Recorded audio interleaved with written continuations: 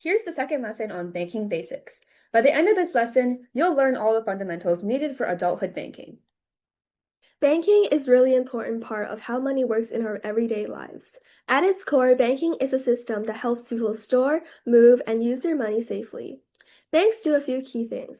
First, they accept deposits, which means they hold your money for you instead of you keeping it at home. Second, they offer loans like money for education, cars, or homes. And third, they help you with financial transactions such as paying bills, transferring money, or using debit cards. The main purpose of banking is simple: to keep money safe and to provide services that help people manage their finances more easily and more securely. Without banks, handling money would be much riskier and much more complicated. There are different types of banks, and each one plays a different role in the financial system. First are commercial banks. These are the banks that most people use every day, like TD, RBC, or CIBC. They offer services such as checking and savings accounts, debit and credit cards, loans, and mortgages. Second are credit unions. Credit unions are member-owned, which means that the people who use them own the part of the institution. They usually focus on serving their local community and often offer more personalized service. Finally, there's the central bank. Unlike other banks, it doesn't serve regular customers. Instead, it manages a country's money supply, and it helps control inflation and overall works to keep the economy stable. Together, these three types of banks help keep the financial system running smoothly. Debit and credit cards might look similar, but they work in very different ways. A debit card is connected directly to your bank account, and when you use it, the money comes straight out of your account, so you're spending exactly what you already have. A credit card, on the other hand, means you're borrowing money from the bank and paying it back later. If you pay the full amount on time, you avoid extra costs, but if you don't, the bank charges interest and fees, which makes what you bought more expensive. So the key difference is simple. Debit uses your money and credit uses borrowed money, and being responsible with credit is really important. Banks offer a variety of services that helps people manage their money. One common service is the checkings account, which is used for everyday spending like paying bills, buying food, or using a debit card.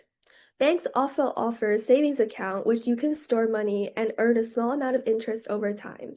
Another important service is loans and mortgages, which allow people to borrow money for things like education, cars, or buying a home and then paying it back over time. Banks also provide credit cards and debit cards, which make spending and paying more convenient.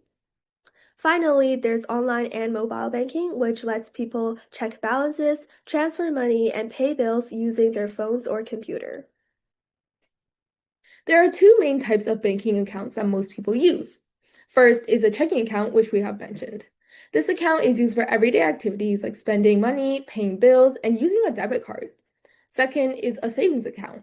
This is where you keep money so you don't need to spend right away. Saving accounts allow your money to earn interest over time, so your money works for you. Interest is basically extra money that the bank pays you for keeping your money with them. The longer your money stays in savings, the more interest you can earn.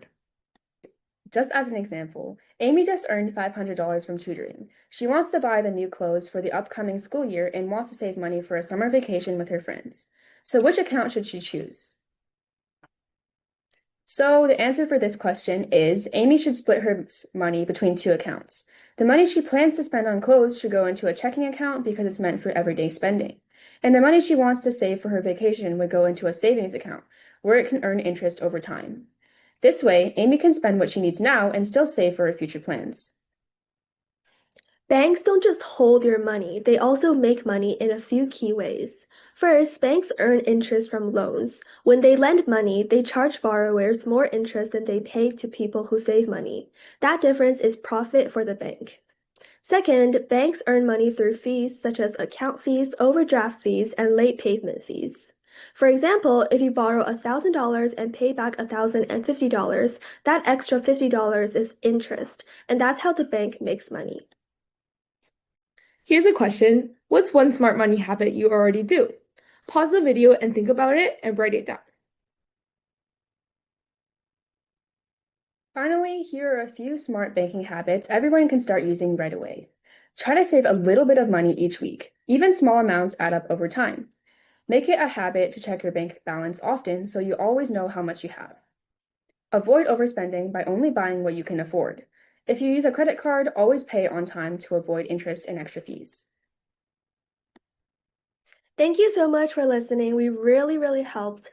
Hope that we helped you understand better in banking basics and feel more confident about managing your money.